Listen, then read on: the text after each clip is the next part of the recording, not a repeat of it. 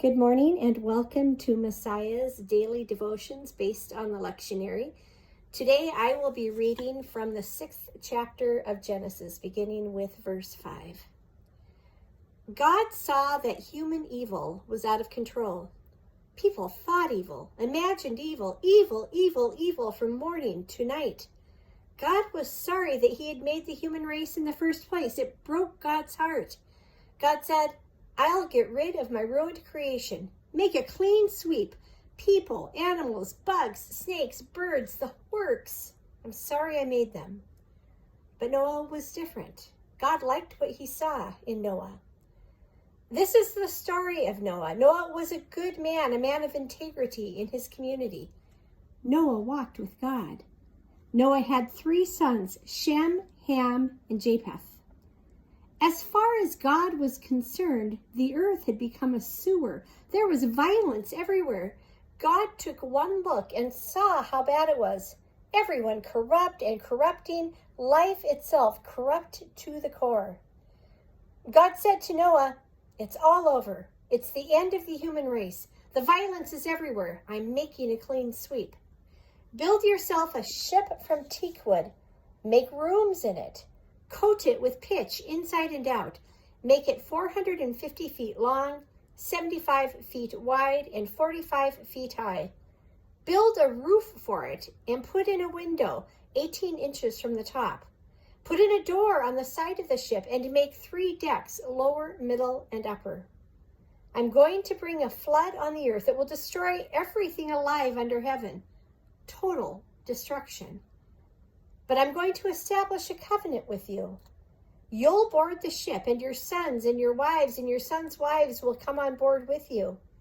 You are also to take 2 of each living creature, a male and a female, on board the ship to preserve their lives with you. 2 of every species of bird, mammals, and reptile. 2 of everything so as to preserve their lives along with yours. Also get all the food you'll need and store it up for you and them. Noah did everything God commanded him to do. And so begins the story of Noah, one of the best well-known stories of the Bible. Children learn the story young in their lives and sing songs about it. The Lord said to Noah, there's going to be a floody. There are countless children's books and toys that depict Noah and the flood, which is kind of an interesting thing given the topic in general. Anyway, as I got to thinking about Noah and this devotion, though, I realized that, wow, the story of Noah really fits in with our journey of coronavirus. In fact, just the other day, I saw an image on Facebook. It was a depiction of Noah and Noah on the ark, and the ark was being tossed in the waves by a storm, and underneath was a statement, the first quarantined family. Most of us can kind of relate to what Noah must have felt like quarantined inside that ark. Just as we are sheltering in place to preserve human life, God quarantined Noah and his family to do the same, along with 2 kinds of every living creature to save their lives as well. But there are so many other parallels. For one, Noah and his family were separated and isolated, much as we are. Now, in my house, it's just me and my husband, Bruce, who are isolated together. Many of you are isolated in homes with your children or with parents or whomever. Noah was isolated with his family, but also with a menagerie of animals, every kind of creature in the world, in fact. So if you think your house is chaotic, maybe not quite as much as Noah's Ark. Noah and his family's lives were threatened, and the way to stay safe was to go into the ark and quarantine. We are staying safe by going into our homes and staying there to quarantine. Noah tried to save the lives of others through his actions and lifestyle. We are doing our best to mask up and to stay away from people because it will help save the lives of other people. Noah and his family placed their trust in God despite the circumstances. Noah and his family experienced the separation that comes from death, and they experienced grief. Noah and his family worked during the quarantine to care for animals, the ark, and each other, knowing that they would eventually leave the ark. And that's true for many of us as well. After what felt like, I'm sure, 1,000,000 days on the water, Noah and his family finally docked on the top of a mountain. And even then, they couldn't get out of the ark. That makes sense. Everything would have been pretty muddy and gooey. They wouldn't have been able to stand up even. The timing just wasn't right yet. So they had to wait a couple more months on the ark, quarantined and isolated. It's all familiar. We, like Noah, wait.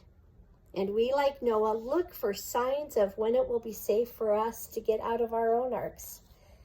There are all kinds of biblical stories about waiting.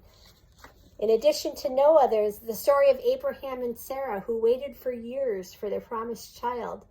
There's a story of Joseph, who was sold into slavery by his brothers and then waited in prison for a time that God could use him. There was the story of Moses and the Hebrew slaves who wandered in the desert for 40 years.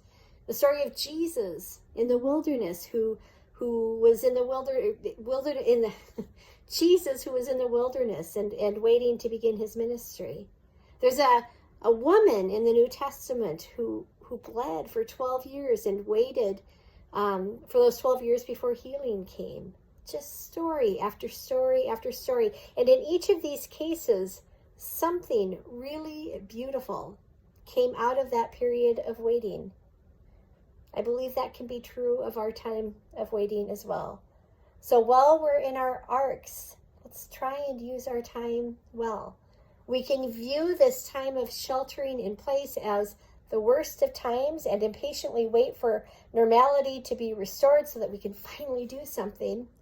Or we can see this as an opportunity. We can see it as a time to rest, a time to grow, a time to be with family, a time to learn something new. The reality is, it's probably going to be both of those things. But eventually our corona quarantine will be over. In the story of Noah, Noah sent out first a raven and then a dove to let him know when the time would be okay, when it would be safe for he and his family to leave the ark. We don't have a raven or a dove, but God has sent us scientists who we can trust and who will let us know when our time in quarantine is over and when it will be safe for us to leave our arks. The first thing Noah did when he left the ark was he and his family built an altar and worshiped God. I await the day, friends of Messiah, when we can exit our arks and when we can worship God together. Sending you all my love through the screen. We'll see you soon.